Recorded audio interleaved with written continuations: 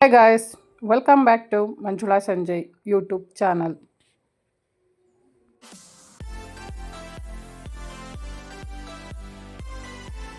ಇವತ್ತು ಬೆಳಗ್ಗೆ ಆರಾಮಾಗಿದ್ದೆ. ಯಾಕೆಂದರೆ ಇವತ್ತು ಏನು ಆಫೀಸ್ ಏನು ಇರಲಿಲ್ಲ, ಹೊರಗಡೆ ಹೋಗಬೇಕಿತ್ತು ಅಂಥೇಳಿ ನಿಧಾನಕ್ಕೆ ಎದ್ದು ರೆಡಿಯಾಗಿ ಪೂರ್ತಿ ಮನೆ ಕೆಲಸ ಮುಗಿಸಿ ದೇವ್ರ ಪೂಜೆ ಮುಗಿಸಿ ತಿಂಡಿ ಮಾಡಿಕೊಂಡು ನಾನು ನನ್ನ ಮಗಳು ಫಸ್ಟು ದೇವಸ್ಥಾನಕ್ಕೆ ಹೋಗೋಣ ಅಂಥೇಳಿ ರೆಡಿ ಆದ್ವಿ. ಇವತ್ತು ಮಹಲೆ ಮಹದೇಶ್ವರ ದೇವಸ್ಥಾನ, ಇಲ್ಲೇ ಪಡವರಳ್ಳಿಲಿ ಇರುವಂಥದ್ದು. ಫಸ್ಟು ಆ ದೇವಸ್ಥಾನಕ್ಕೆ ಹೋಗಿ ಅದಾದಮೇಲೆ ಒಂದು ಗೃಹಪ್ರವೇಶ ಇದೆ. ಇದು ಬಂದು ಗೃಹಪ್ರವೇಶ ಬಂದು ಕೂರ್ಗಳ್ಳಿಲಿ. ಫಸ್ಟು ದೇವಸ್ಥಾನಕ್ಕೆ ಬಂದ್ವಿ. ಬೆಳಗ್ಗೆನೇ ಇವತ್ತು ಯಾಕೋ ಫುಲ್ ಬಿಸಿಲಿದೆ. ನನ್ನ ಮಗಳು ಆಲ್ರೆಡಿ ಬೆಳಗ್ಗೆನೇ ಎದ್ದು ಒಂದು ರೋಡು ದೇವಸ್ಥಾನಕ್ಕೆ ಬಂದು ಹೋದ್ಲಂತೆ. ಇದು ನನ್ನ ಜೊತೆ ಬರ್ತಾ ಇರೋದು ಸೆಕೆಂಡ್ ರೌಂಡು. ತುಂಬ ದಿನ ಆಗಿತ್ತು ಇಲ್ಲಿಗೆ ಬಂದು. ಹಾಗಾಗಿ ಆನ್ ದ ವೇ ಅಲ್ಲ, ಬರೋಣ ಅಂಥೇಳಿ ಇಲ್ಲಿಗೆ ಬಂದೆ. ದೇವಸ್ಥಾನ ಪ್ರಶಾಂತವಾಗಿದೆ, ಜಾಸ್ತಿ ಜನ ಏನಿಲ್ಲ. ಎಷ್ಟು ಜನ ಬಂದರೂ ಆರಾಮಾಗಿ ಪೂಜೆ ಮಾಡಿಸ್ಕೊಂಡು ಹೋಗ್ತಾ ಇದ್ದಾರೆ. ದೇವಸ್ಥಾನ ಅಂತೂ ತುಂಬಾ ನೀಟಾಗಿ ಮೇಂಟೈನ್ ಮಾಡಿದ್ದಾರೆ, ಖುಷಿಯಾಗುತ್ತೆ. ಫಸ್ಟು ಈ ಥರ ಏನಿರಲಿಲ್ಲ, ತುಂಬ ಚಿಕ್ಕದಿತ್ತು. ಬಟ್ ಇವಾಗ ದೊಡ್ಡದಾಗಿ ಮಾಡಿದ್ದಾರೆ. ಸುತ್ತ ಎಲ್ಲ ಪಾರ್ಕ್ ತುಂಬ ಚೆನ್ನಾಗಿ ಮಾಡಿದ್ದಾರೆ. ದೇವರ ಅಲಂಕಾರ ಕೂಡ ಚೆನ್ನಾಗಿದೆ. ಅಷ್ಟು ಜನ ಇಲ್ಲ, ಯಾಕೆಂದರೆ ಟೈಮ್ ಆಲ್ರೆಡಿ ಲೇಟ್ ಆಗಿದೆ. ಹಾಗಾಗಿ ತುಂಬ ಜನ ಬಂದು ಆಲ್ರೆಡಿ ಹೋಗಿದ್ದಾರೆ. ಇನ್ನು ನಾನು ಕೂಡ ಹೇಗಿದ್ದರೂ ಪೂಜೆಗಲ್ವ ಹೋಗೋದು, ಇನ್ನೂ ಟೈಮ್ ಇರುತ್ತೆ. ಇದು ಮುಗಿಸ್ಕೊಂಡೇ ಹೋಗೋಣ ಅಂಥೇಳಿ ದೇವಸ್ಥಾನಕ್ಕೆ ಬಂದೆ. ದೇವಸ್ಥಾನದಲ್ಲಿ ಯಾರೋ ಹೋಮ ಕೂಡ ಮಾಡಿಸ್ತಾ ಇದ್ದಾರೆ. ಈ ಥರನೂ ಮಾಡ್ಬೋದು. ಮನೆಯಲ್ಲಿ ಎಲ್ಲನೂ ಕರೆಸಿ ಎಲ್ಲನೂ ನೀಟ್ ಮಾಡಿ ಮನೇಲಿ ಕೂತ್ಕೊಂಡು ಎಲ್ಲ ಪೂಜೆ ಮಾಡಿಸೋದಕ್ಕಿಂತ ಅದು ಕೆಲವ್ರಿಗೆ ಟೈಮ್ ಇರಲ್ಲ, ಕೆಲವ್ರಿಗೆ ಮೇಂಟೈನ್ ಮಾಡೋಕ್ಕಾಗಲ್ಲ. ಅಂಥವರು ಇದೇ ಥರ ದೇವಸ್ಥಾನದಲ್ಲಿ ಬಂದು ಕೆಲವು ಪೂಜೆಗಳು ಹೋಮಗಳನ್ನ ಮಾಡಿಸ್ತಾರೆ. ಈಗ ಶನಿ ಮಹತ್ವದ ಕಥೆ ಇರ್ಬೋದು. ಕೆಲವರು ಮನೇಲಿ ಮಾಡಿಸಲ್ಲ, ದೇವಸ್ಥಾನದಲ್ಲೇ ಮಾಡಿಸ್ತಾರೆ. ಮತ್ತು ಸತ್ಯನಾರಾಯಣ ಸ್ವಾಮಿ ಪೂಜೆ ಇರ್ಬೋದು, ಅದು ಕೂಡ ಅಷ್ಟೇ. ಮತ್ತು ಮಕ್ಕಳದು ನಾಮಕರಣ ಇರ್ಬೋದು.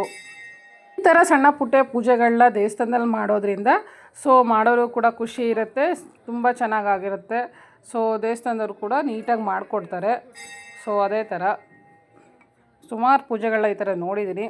ಇನ್ನು ಅಂತೂ ಇಂತೂ ನನಗಂತೂ ತುಂಬ ಚೆನ್ನಾಗಿ ದೇವ್ರ ದರ್ಶನ ಆಯಿತು, ಪೂಜೆ ಆಯಿತು, ದೇವ್ರದ್ದು ಆರಾಮಾಗಿ ತೀರ್ಥ ಇಸ್ಕೊಂಡು ಅಲ್ಲಿಂದ ಹೊರಟೆ. ಫುಲ್ಲು ಬಿಸಿಲಿದೆ, ಇನ್ನೂ ಟೈಮ್ ಇದೆ. ನಾನು ಗೃಹಪ್ರವೇಶಕ್ಕೆ ಹೋಗೋದು. ಗೃಹಪ್ರವೇಶಕ್ಕೆ ಇಲ್ವಲ್ಲ, ಹಿಂದೆ ಹುಣಸೂರ್ಗೆ ಹೋಗೋ ರೋಡು. ಕೂರ್ಗಳ್ಳಿಗೆ ನಾನು ಲಾಸ್ಟ್ ಟೈಮು 1-2 ಸಲ ಹೋಗಿದ್ದೀನಿ. ಅಲ್ಲೇನು ಅಂತ ಗೊತ್ತಿಲ್ಲ. ಸರಿ, ಅಲ್ಲಿಂದ ಮುಗಿಸ್ಕೊಂಡು ಬಂದು ಫಸ್ಟ್ ಟೈಮ್ ಇವ್ರ ಮನೆಗೆ ಬರ್ತಾ ಇರೋದು. ಪೂಜೆ ಅಂತೂ ತುಂಬಾ ಚೆನ್ನಾಗಿ ಮಾಡಿಸಿದ್ದಾರೆ. ಹಳೆ ಮನೆ ಇತ್ತಂತೆ, ಅದೇ ಮನೇನ ನೀಟಾಗಿ ಸ್ವಲ್ಪ ಆಲ್ಟ್ರೇಷನ್ ಮಾಡಿಕೊಂಡು ಇಟ್ಕೊಂಡಿದ್ದಾರಂತೆ. ದೇವ್ರು ಕೂರಿಸಿರೋದಂತೂ ತುಂಬಾ ಚೆನ್ನಾಗಿದೆ. ಗಣೇಶ ಹೋಮಂದು ಕುಂಡ ಇದು, ಎಷ್ಟು ಚೆನ್ನಾಗಿ ಮಾಡಿದ್ದಾರೆ ನೋಡಿ. ಇನ್ನು ದೇವರ ಅಲಂಕಾರ ಇವಾಗೆಲ್ಲ ಇದೇ ಥರ ಕೊಂಬೆಗಳನ್ನ ಕೂರಿಸಿ ಅದಕ್ಕೆ ಪೂಜೆ ಮಾಡುವಂಥದ್ದು. ಸಿಂಪಲಾಗಿ ಮಾಡಿದ್ದಾರೆ, ಬಟ್ ನೋಡಿದ ತಕ್ಷಣ ಖುಷಿ ಆಯಿತು. ಇನ್ನು ಊಟಕ್ಕೆ ಅಂತ ಬಂದ್ವಿ. ಫುಲ್ಲು ಬಿಸಿಲಿದೆ. ಸ್ವಲ್ಪ ಹೊತ್ತು ವೆಯ್ಟ್ ಮಾಡೋಣ, ಸ್ವಲ್ಪ ನೆರಳು ಬಂದಾಗ ಕೂತ್ಕೊಳ್ಳೋಣ ಅಂಥೇಳಿ ಒಂದು 10 ನಿಮಿಷ ಅಲ್ಲೇ ಎಲ್ಲ ಕೂತ್ಕೊಂಡು ಮಾತಾಡ್ತಾ ಇದ್ವಿ. ಸ್ವಲ್ಪ ಬಿಸಿಲು ಕಮ್ಮಿ ಆದರೆ ಕೂತ್ಕೋಬೋದು, ಇಲ್ಲಾಂದರೆ ಊಟ ಮಾಡೋದಕ್ಕಾಗಲ್ಲ.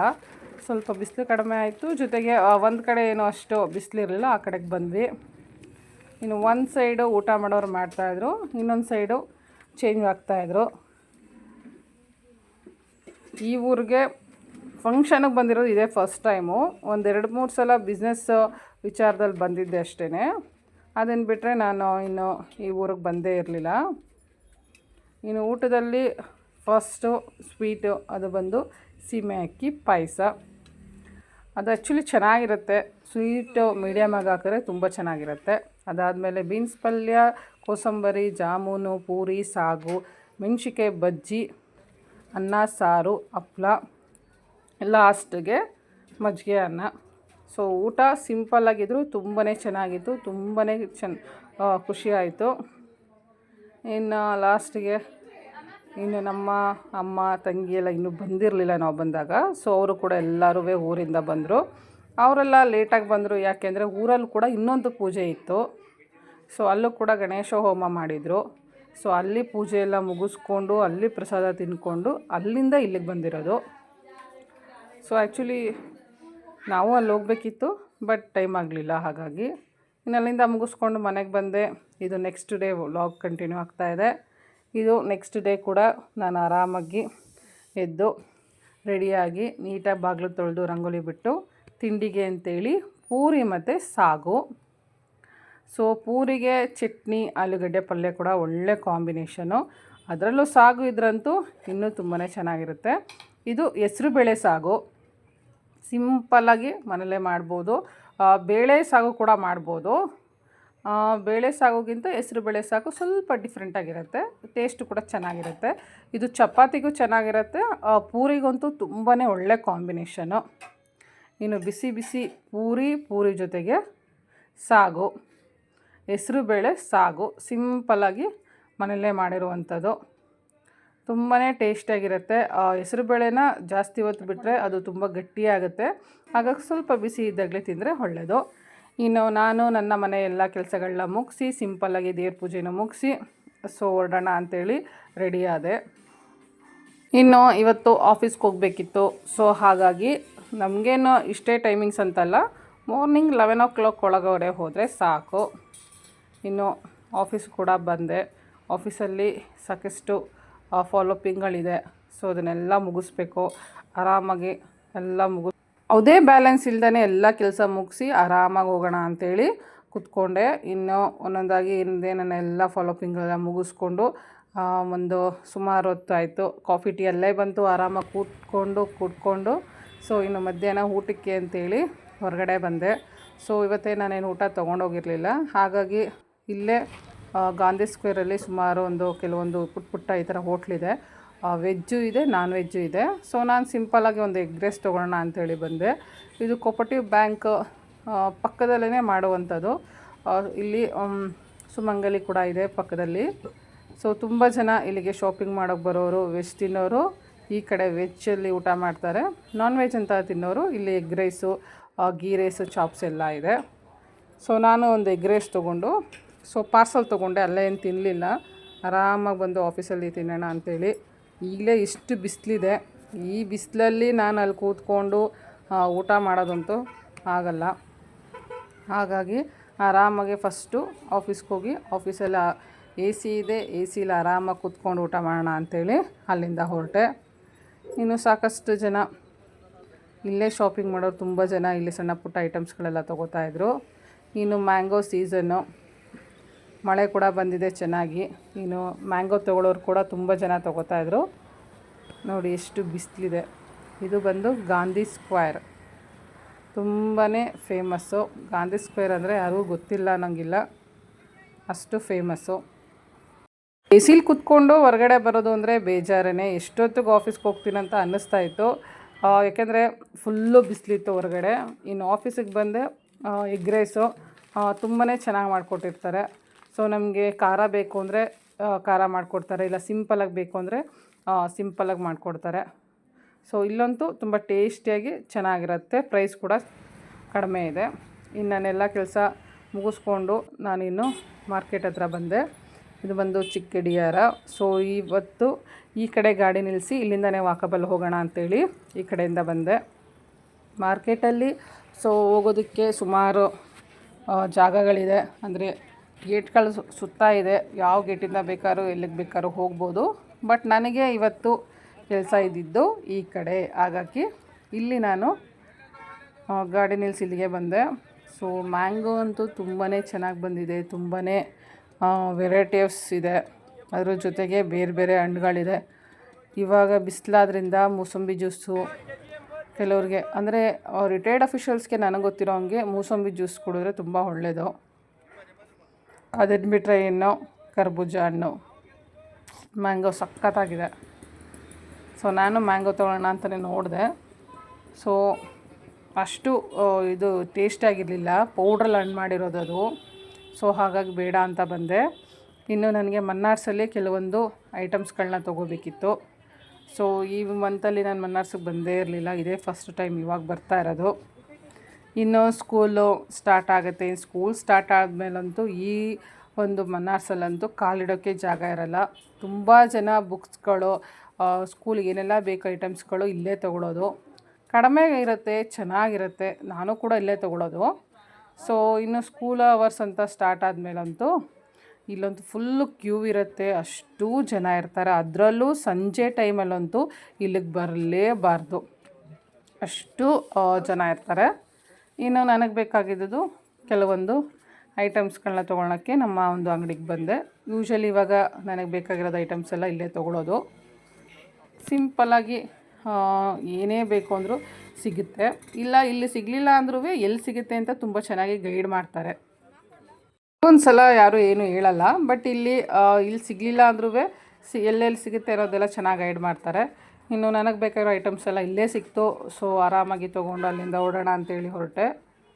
ಇಲ್ಲಿದ್ದು ಬಿಸಿಲಿಗೆ ಬರಬೇಕು ಅಂದರೆ ತುಂಬಾ ಬೇಜಾರು. ಅದರಲ್ಲೂ ಈ ಟೈಮಲ್ಲಿ ಇನ್ನು ಆಫೀಸಲ್ಲಿ ಏನು ವರ್ಕ್ ಇರಲಿಲ್ಲ, ಇನ್ನು ಮನೆಗೆ ಹೋಗೋಣ ಬೇಗ ಅಂಥೇಳಿ ಮಧ್ಯಾಹ್ನನೇ ಹೊರಟಿದ್ದೀನಿ. ಸೊ ಇನ್ನು ಬಿಸಿಲು ಜಾಸ್ತಿ ಇದೆ. ಸಂಜೆ ಟೈಮ್ ಆದರೆ ಸ್ವಲ್ಪ ತಂಪಾಗಿರುತ್ತೆ, ಬಟ್ ಈ ಟೈಮಲ್ಲಿ ಏನೂ ಮಾಡೋಕ್ಕಾಗಲ್ಲ. ಇನ್ನು ಹೊರಗಡೆ ಬಂದರೆ ನೆಲ್ಲಿಕಾಯಿ ಸ್ಪೆಷಲ್ಲು. ಆ್ಯಕ್ಚುಲಿ ನಾನು ನೆಲ್ಲಿಕಾಯಿ ತರಬೇಕಿತ್ತು, ಬೆಟ್ಟದ ನೆಲ್ಲಿಕಾಯಿ. ಸೊ ಬೆಟ್ಟದ ನೆಲ್ಲಿಕಾಯಿ ಜ್ಯೂಸ್ ಕುಡಿದ್ರೆ ತುಂಬ ಒಳ್ಳೆಯದು. ಇಲ್ಲಾಂದರೆ ಅದನ್ನು ಒಣಗಿಸಿ ಪುಡಿ ಮಾಡಿ ನಾವು ಪೇಸ್ಟ್ ಮಾಡಿ ಕೂದಲು ಕೂಡ ಹಚ್ಚಿದ್ರೆ ತುಂಬಾ ಒಳ್ಳೆಯದು. ಜ್ಯೂಸ್ ಕುಡಿತಾ ಬಂದರೆ ಸೊ ಒಳಗಡೆಯಿಂದನೂ ಒಳ್ಳೆಯದಾಗುತ್ತೆ. ಸೊ ಕೂದಲಿಗಂತೂ ತುಂಬಾ ಒಳ್ಳೆಯದು ನೆಲ್ಲಿಕಾಯಿ. ಸೊ ಅದನ್ನೆಲ್ಲ ಒಣಗಿಸಿ ಪುಡಿ ಮಾಡಿ ಇಟ್ಕೊಂಡ್ರೆ ತುಂಬಾ ಒಳ್ಳೆಯದು. ಇನ್ನು ಹೊರಗಡೆ ಬಂದರೆ ಅಷ್ಟೇನು ಇವತ್ತೇನು ಜನ ಇಲ್ಲ, ಯಾಕಂದರೆ ಇನ್ನು ಮಧ್ಯಾಹ್ನ ಟೈಮ್ ಆದ್ದರಿಂದ ಸ್ವಲ್ಪ ಫ್ರೀಯಾಗಿ. ಈ ಥರ ಫ್ರೀ ಟೈಮಲ್ಲಿ ನಾವು ಎಷ್ಟು ಶಾಪಿಂಗ್ ಬೇಕಾದ್ರೂ ಮಾಡ್ಬೋದು. ಇಲ್ಲ ಅಂದರೆ ತುಂಬಾ ಬೇಜಾರಾಗುತ್ತೆ. ಇಲ್ಲಿ ಸ್ವಲ್ಪ ಈಗ ವೆಹಿಕಲ್ಸ್ ಕೂಡ ಓಡಾಡೋದು ಕಡಿಮೆ ಆಗಿದೆ. ಇನ್ನು ಮಧ್ಯಾಹ್ನ ಟೈಮ್ ಆದ್ದರಿಂದ ಎಲ್ಲ ಬ್ಯುಸಿ ಇದ್ದಾರೆ. ಇನ್ನು ಸಂಜೆ ಟೈಮ್ ಅಂತೂ ಈ ಕಡೆ ಬರೋದಕ್ಕೆ ಆಗಲ್ಲ. ಸಂಜೆ ಟೈಮಲ್ಲಿ ವೆಹಿಕಲ್ಸ್ ಎಷ್ಟಿರುತ್ತೋ ಅಷ್ಟೇ ಕಾಲಲ್ಲಿ ಓಡಾಡೋರು ಸಂಖ್ಯೆನೂ ಜಾಸ್ತಿ ಇರುತ್ತೆ. ಸೊ ಸುಮ್ಮನೆ ಸುತ್ತಮುತ್ತ ಇರೋರೆಲ್ಲ ವಾಕಿಂಗ್ ಮಾಡ್ಕೊಂಡಾದ್ರೂ ಬಂದು ಶಾಪಿಂಗ್ ಮಾಡ್ಕೊಂಡು ಹೋಗೋರು ತುಂಬ ಜನ ಇರ್ತಾರೆ. ಇನ್ನು ನನಗೆ ಬೇಕಾಗಿರೋದಂತೂ ಎಲ್ಲ ಸಿಕ್ತು. ಒಂದು ರೌಂಡು ಮಾರ್ಕೆಟ್ ಕಾರು ಒಳಗಡೆ ಹೋಗೋಣ, ಹೂ ನೋಡೋಣ ಅಂತ ಅಂದ್ಕೊಂಡೆ. ಸೊ ಫಸ್ಟೇ ನಾನು ಹೂ ನೋಡಬೇಕಿತ್ತು, ಬಟ್ ಬೇಕು ಅಂತ ಅನಿಸ್ತಿರಲಿಲ್ಲ ಹೂವು. ನೋಡೋಣ ಒಂದು ರೌಂಡು ಎಷ್ಟಿದೆ ಏನಿದೆ ಅಂತೇಳಿ ಒಳಗಡೆ ಬಂದೆ. ಸೊ ಇದು ಕೂಡ ಅಷ್ಟೇ, ಸುತ್ತ ಗೇಟ್ ಇರೋದ್ರಿಂದ ಮಾರ್ಕೆಟ್ ಒಳಗೆ ಬರೋದಕ್ಕೆ ಇದೊಂದು ಗೇಟು. ಇನ್ನು ಈ ಕಡೆಯಿಂದ ಎಂಟ್ರಿ ಆಗ್ತಿದ್ದಂಗೆ ಪೂಜಾ ಸಾಮಗ್ರಿಗಳು ಇಲ್ಲಿ ಜಾಸ್ತಿ ಸಿಗುವಂಥದ್ದು. ಮತ್ತು ಈ ಥರ ಸಣ್ಣ ಪುಟ್ಟದು ಐಟಮ್ಸ್ಗಳು. ಮಾರ್ಕೆಟಿಗೆ ಬಂದರೆ ಇಂಥ ಸಿಗಲ್ಲ ಅಂತೇನಿಲ್ಲ, ಎಲ್ಲ ಥರದ್ದು ಸಿಗುತ್ತೆ. ಯೂಶ್ವಲಿ ನಾನು ಜಾಸ್ತಿ ಮಾರ್ಕೆಟಲ್ಲೆಲ್ಲ ಓಡಾಡೋದ್ರಿಂದ ಏನೇನು ಯಾವ್ಯಾವ ಕಡೆ ಸಿಗುತ್ತೆ ಅನ್ನೋದು ಈಸಿಯಾಗಿ ಐಡೆಂಟಿಫೈ ಮಾಡ್ಬೋದು. ಕೆಲವೊಂದು ಅಂಗಡಿಗಳು ಬಾಗಿಲಾಕಿವೆ, ಮೋಸ್ಟ್ಲಿ ಅಲ್ಲಿ ಯಾರೂ ಏನೂ ತೆಗಿತಾಯಿಲ್ಲ ಅನಿಸುತ್ತೆ. ನೋಡಿ, ತಟ್ಟೆಗಳು, ಲೋಟಗಳು, ಇದೆಲ್ಲ ಬಲ್ಕಾಗಿ ಮದುವೆ ಮನೆ ಫಂಕ್ಷನ್ಗಳಿಗೆ ಯಾರು ಗಿಫ್ಟಾಗಿ ಕೊಡ್ತಾರೆ ಅಂಥವ್ರಿಗೆ ತುಂಬ ಯೂಸ್ ಆಗುತ್ತೆ. ಇನ್ನು ಇಲ್ಲಿಂದ ಸ್ಟಾರ್ಟ್ ಆಗುತ್ತೆ ಹೂವು, ಕಾಯಿ, ಬೆಲ್ಲ, ಕೊಬ್ಬರಿ, ಇದು ಕೂಡ ತುಂಬ ಚೆನ್ನಾಗಿರುತ್ತೆ. ರೋಸಸ್ಗಳು ಸಕ್ಕತ್ತಾಗಿದೆ. ಇದೆಲ್ಲ ಬೊಕ್ಕೆ ಮಾಡೋದಕ್ಕೆ, ಇಲ್ಲಾಂದರೆ ಹಾರ ಮಾಡ್ತಾರೆ ಇದರಲ್ಲಿ. ಕಲರ್ಫುಲ್ ಹಾರಗಳು ತುಂಬಾ ಚೆನ್ನಾಗಿರುತ್ತೆ. ಹೀಗಂತೂ ಒಂದಕ್ಕಿಂತ ಒಂದು ಚೆನ್ನಾಗಿದೆ ಹಾರಗಳು. ಇನ್ನು ನನಗೆ ಬೇಕಾಗಿದ್ದು ಬಿಡಿ ಹೂವು. ಬಿಡಿ ಹೂವು ಜಾಸ್ತಿ ಏನು ಒಳಗಡೆ ಹೋಗೋಂಗೆ ಇಲ್ಲ, ಎಂಟ್ರೆನ್ಸಲ್ಲೇ ಸಿಕ್ತು. ಬಟ್ ನೋಡೋಣ ಇನ್ನೂ ಏನೇನಿದೆ ಅಂತ ಅಂದ್ಕೊಂಡು ಬಂದೆ. ಕಲ್ಲರ್ ಶಾಮಂತಿಗೆ ಇದು ಚೆನ್ನಾಗಿದೆ.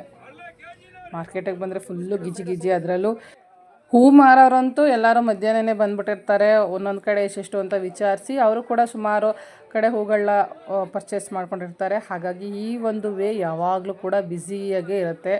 ಇಲ್ಲಂತೂ ಎಲ್ಲ ಥರ ಹೂ ಸಿಗುತ್ತೆ. ನಮಗಂತೂ ಬಿಡಿ ಹೂ ತೊಗೊಳೋದಕ್ಕೆ ಈ ಕಡೆ ತುಂಬಾ ಖುಷಿ. ಇಲ್ಲಿ ಏನು ಅಂದರೆ ನಮಗೆ ಬೇಕಾಗದಂತಹ 100 ಗ್ರಾಮು 200 ಗ್ರಾಮ್ ಬೇಕಾದ್ರೂ ಕೊಡ್ತಾರೆ ಈ ಒಂದು ರೋಲಲ್ಲಿ. ಇದು ಪಕ್ಕದ್ದು ಕೂಡ ಹೂ ರೋಲ್ ಇದೆ. ಅಲ್ಲಿ ತುಂಬಾ ಹಾರಗಳು, ಮದುವೆ ಮನೆ ಹಾರಗಳು, ಮೊಗ್ಗಿನ ಜಡೆಗಳು ಮತ್ತು ಈ ಥರ ಹೂವೆಲ್ಲ ಮಾರ್ತಾರೆ. ಬಟ್ ಅಲ್ಲಿ ಏನಿದೆ, ಅಲ್ಲಿ 1/4 kg, ಅರ್ಧ kg, 1 kg ಆ ಥರ ತೊಗೋಬೇಕು. ಎಮರ್ಜೆನ್ಸಿ ಆದರೆ 100 ಗ್ರಾಮ್ 200 ಗ್ರಾಮ್ ಎಲ್ಲ ಕೊಡೋದಿಲ್ಲ. ಸೊ ಅಲ್ಲಿ kg ಗಂಟಲೆ ಆದರೆ ಪಕ್ಕದಕ್ಕೆ ಹೋಗಬೇಕು.